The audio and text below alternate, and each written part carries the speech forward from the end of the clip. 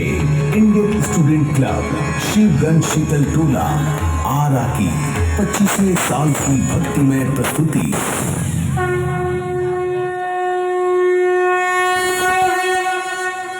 वक्रतुंड महाकाय सूर्यकोटि समप्रभा निर्विघ्नं कुरु मे देव सर्वकार्येषु सर्वदा।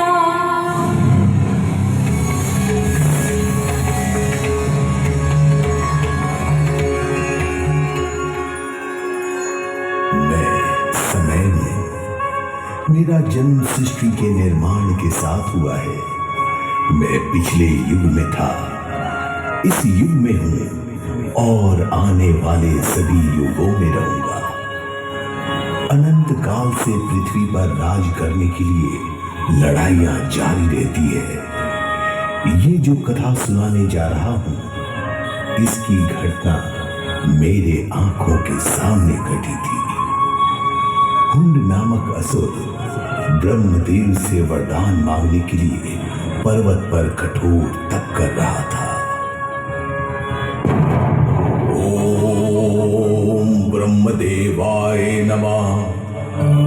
ओम ब्रह्मदेवाय नमः। ओम ब्रह्मदेवाय नमः। ओम ब्रह्मदेवाय नमः। मैं तुम्हारे कठोर तपस्या से अत्यंत प्रसन्न हूं। आंखें खोलो हुंड, आंखें खोलो, मैं तुम्हारे समक्ष प्रकट हुआ हूं।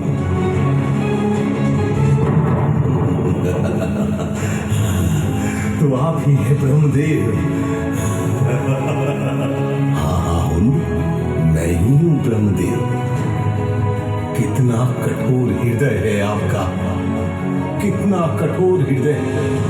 मैं इतना कष्ट उठाकर तपस्या करता रहा, तपस्या करते करते कितना समय बीत गया, ये आप जानते हैं ब्रह्मदेव। मैं नहीं जानता मुझे इतना कष्ट देकर आपको क्या मिला ब्रह्मदेव, आपको क्या मिला। हुंड, तपस्या जितनी लंबी और कठोर होती है, वरदान उतना ही उत्तम मिलता है। तो ठीक है, मुझे अमरता का वरदान दीजिए। नहीं हुंड, ये अमरता का वरदान मैं नहीं दे सकता। कुछ और वरदान मांगो। तो ठीक है, मुझे तीनों लोकों का राज्य दे दीजिए और एक ऐसा अतुल्य बल दीजिए जिससे मैं किसी से प्रतिशोध का बदला ले सकूं। तथास्तु। हुंडासुर वरदान पाकर तीनों लोकों पर घोर तबाही मचाने लगा। एक बार पार्वती की पुत्री अशोक सुंदरी पर्वत पर टहल रही थी। तभी हुंड की नजर उस सुंदरी पर पड़ी।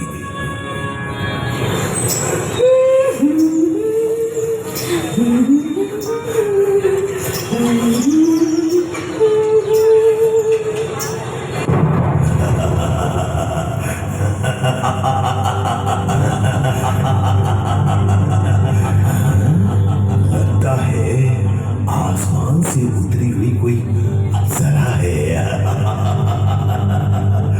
इस पर्वत पर सुंदर रूप बनाकर क्यों घूम रही हो सुंदरी? थोड़ा मेरे पास आओ।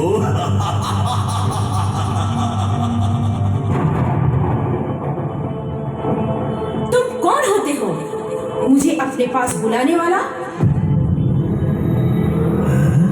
अब तुम्हारी सुंदरता देखकर हुंड का का ये मुंड तुम्हें पत्नी के रूप में प्राप्त करना चाहता है।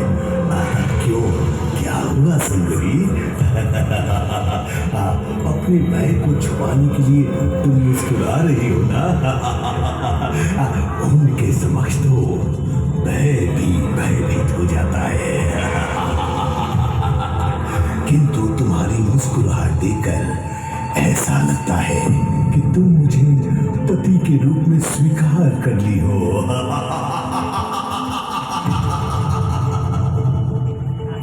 ये दुस्साहस फिर मत करना हुंड। नारी अगर मुस्कुरा दे तो इसका अर्थ दुर्बलता नहीं, निर्भय और सबल होना है।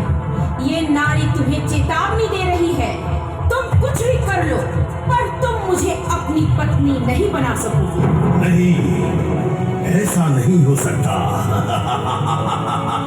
जहां हुंड है वहां सब कुछ संभव है। आओ, जल्द मेरे पास आओ।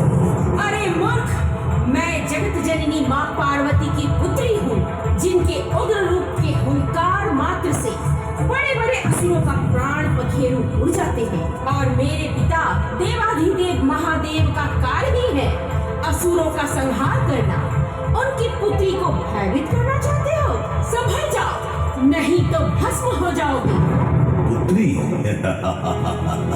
पुत्री तुम किसी की भी हो, इस समय तुम मेरे वश में हो। मैं तुम्हें बलपूर्वक उठा ले जाऊंगा।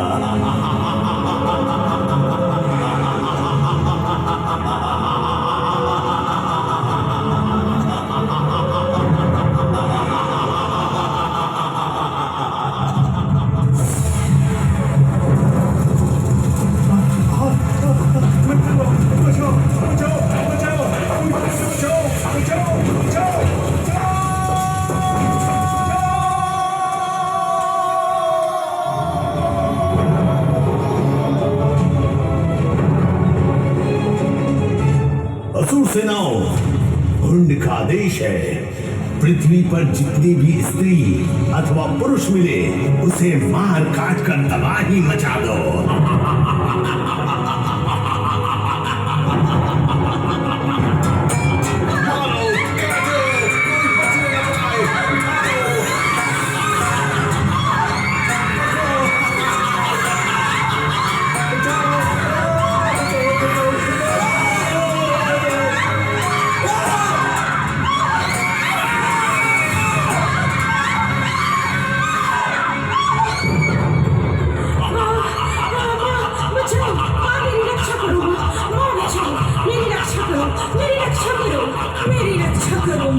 मेरी रक्षा करो।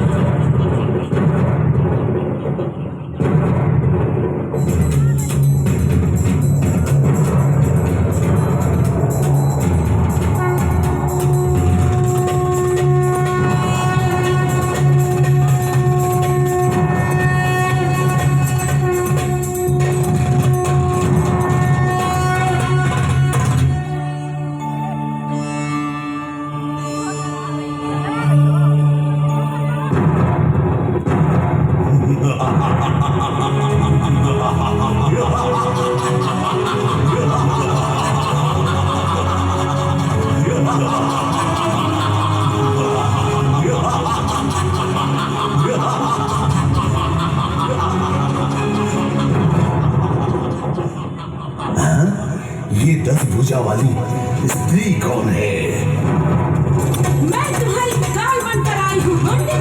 संभल जा, लौट जा।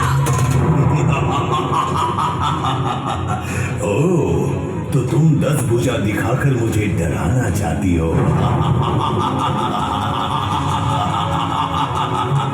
अरे तुम्हारी 10 भुजा हो अथवा 20 हो, तो तुम अबला नारी। मैं डरने वाला नहीं। शायद तुम्हें ज्ञात नहीं, हुंड के भय से देवता मानव मृत्यु भी पलायन कर चुके हैं।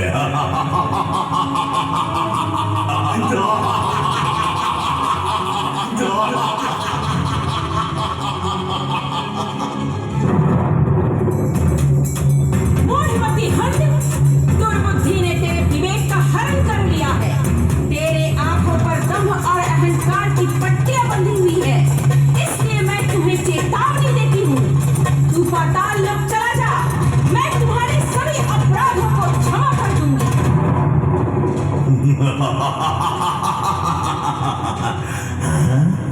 क्षमा? तुम कौन होती हो मुझे क्षमा करने वाली?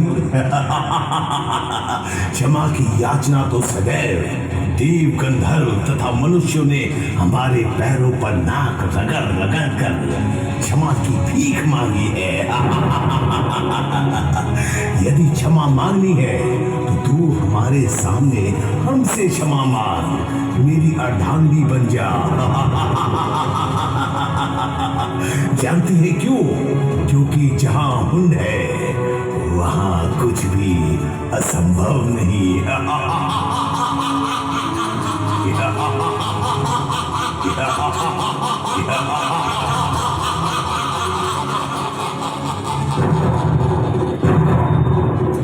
अरे दुष्ट, अपने भुजाओं पर गर्व और घमंड करता है।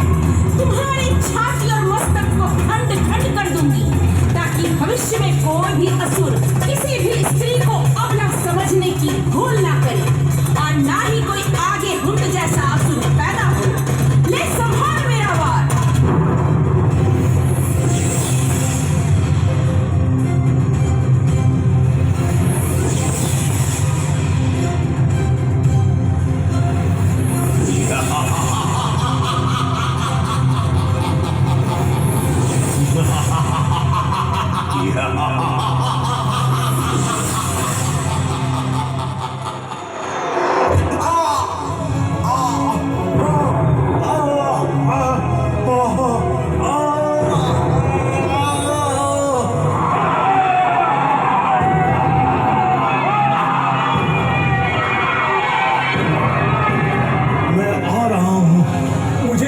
करना मां, मैं अधर्मी हूँ, पापी हूँ, नीच हूँ। मुझे आवागमन से मुक्ति देना मां। हाँ, जय मां, जय मां, जय मां।